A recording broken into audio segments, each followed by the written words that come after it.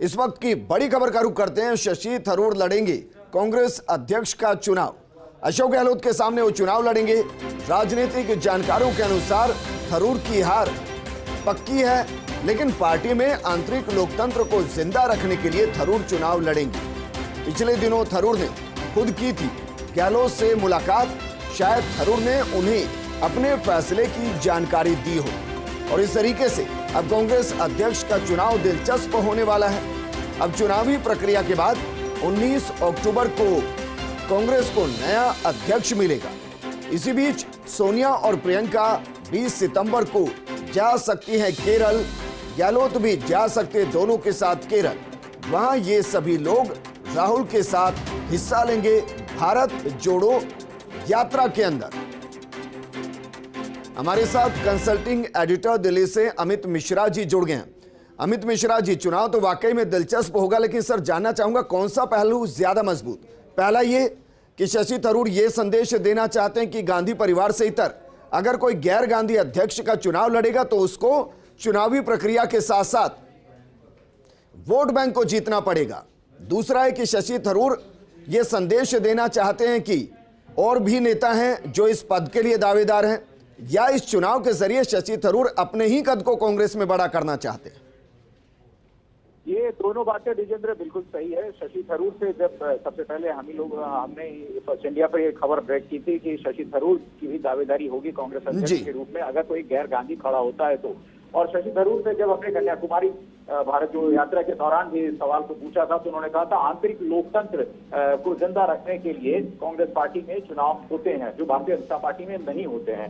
तो ये तो एक पक्ष और विपक्ष की बात हो गई, लेकिन विजेंद्र सबसे बड़ा पहलू जो है शशि थरूर अपने कद को बड़ा रखना चाहते हैं क्योंकि वो ग्रुप 23 जो G23 एक ग्रुप है असंतुष्टों का कांग्रेस पार्टी में, वो उस ग्रुप के एक सक्रिय सदस्य हैं। गुलाम नबी आजाद के जाने के बाद शशि थरूर या आनंद शर्मा ये काफी मुखर हो गए हैं। हालांकि उन्हीं ग्रुप के एक सदस्य पृथ्वीराज चौहान से जब हमने बात की थी तो पृथ्वीराज चौहान ने हमसे बातचीत में कहा था कि जो भी यूनानिमस कैंडिडेट होगा जिसके नाम पे सहमति बनेगी वही कैंडिडेट हमारे पक्ष का होगा। तो हमने पूछा था उनसे कि क्या अशोक गहलोत वो कंसेंसस कैंडिडेट होंगे तो आप उनको मत करेंगे, तो उन्होंने इस बात को भी साफ किया था कि अशोक गहलोत के नाम पे कंसेंसस बनता जा रहा है। और यही वजह है कि शशि थरूर जैसे कई नेता अशोक गहलोत से मुलाकात कर चुके हैं। उन्होंने जब दिल्ली प्रवास के दौरान मुख्यमंत्री जब यहाँ थे तो उनसे शशि थरूर और दूसरे अन्य नेताओं ने भी मुलाकात की थी। भारत जोड़ो यात्रा के दौरान भी उनसे मुलाकात की थी और एक तरीके से ये बताने की भी कोशिश है कि आंतरिक लोकतंत्र के साथ साथ कांग्रेस में और ऐसे लोग हैं जो यूनानिमस कैंडिडेट के साथ साथ अपना भी पर्चा भर सकते हैं। ये मैं पहले भी बताऊं विजन, ये पहले भी ऐसा हुआ है जब सीताराम केसरी कैंडिडेट थे गांधी परिवार की तरफ से, तब भी शरद पवार और राजेश पायलट ने भी उम्मीदवारी की थी। उसके बाद जब सोनिया गांधी खुद अध्यक्ष पद से चुनाव लड़ रही थी तो जितेंद्र प्रसाद चुनाव लड़ रहे थे, हालांकि वो लोग हार गए थे चुनाव। और यहाँ पर भी अशोक गहलोत अगर कंसेंसस उम्मीदवार या गांधी परिवार की तरफ से उम्मीदवार होते हैं तो उनका जीतना बिल्कुल तय है। एक तरीके से सिर्फ रस्म अदायगी होगी कि शशि थरूर जैसे लोग उम्मीदवारी पेश करते हैं अपनी। जी, एक और सवाल सर, दो एंगल है इसके। पहला तो ये कि अशोक गहलोत बाय डिफॉल्ट गांधी परिवार की तरफ से अध्यक्ष के लिए पर्चा भरेंगे, तो वो सब लोग जो गांधी परिवार के फैसले को समर्पित है वो अशोक गहलोत के साथ होंगे और उनकी जीत लगभग तय है। लेकिन दूसरी तरफ क्या इसका यह भी परिणाम हो सकता है कि शशि थरूर के पक्ष में जो एक लॉबी तैयार होगी वहां से कांग्रेस दो हिस्सों में बटेगी? या अक्सर हम कहते हैं ना कि पॉलिटिक्स में जो दिखता है वो होता नहीं और जो होता है वो दिखता नहीं। कहीं ऐसा तो नहीं कि शशि थरूर अपने आप में वो डमी कैंडिडेट है जिसको गांधी परिवार की तरफ से इसलिए उतार दिया गया ताकि ये पूरे तरीके से लोकतांत्रिक चुनाव लगे?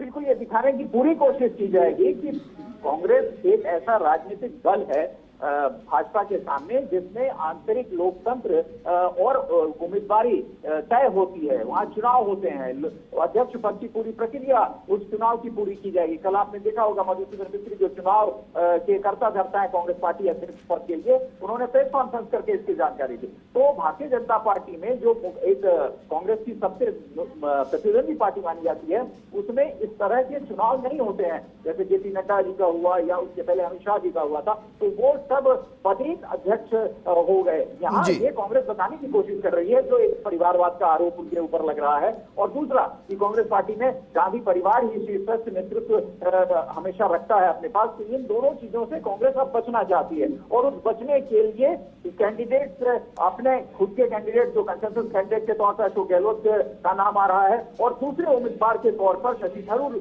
का पर्चा भरा जाना इसीलिए तय माना जा रहा है कि कांग्रेस ये दिखाने की कोशिश करेगी कि जो जो आरोप उसके ऊपर लगे हैं राजनीतिक दलों के द्वारा, उन आरोपों से को कैसे उन्होंने खारिज किया है चुनावी प्रक्रिया के तहत। अमित जी, शुक्रिया हमारे साथ जुड़ने के लिए और इस पूरी खबर का विश्लेषण करने के लिए। वाकई में चुनाव दिलचस्प होगा और कांग्रेस के अंदर हो सकता है ये एक जान फूंकता हुआ भी नजर है, क्योंकि अगर एक ही कैंडिडेट होते तो चुनाव अपने आप में चुनाव होता ही नहीं, क्योंकि फिर उस प्रक्रिया की जरूरत ही नहीं होती।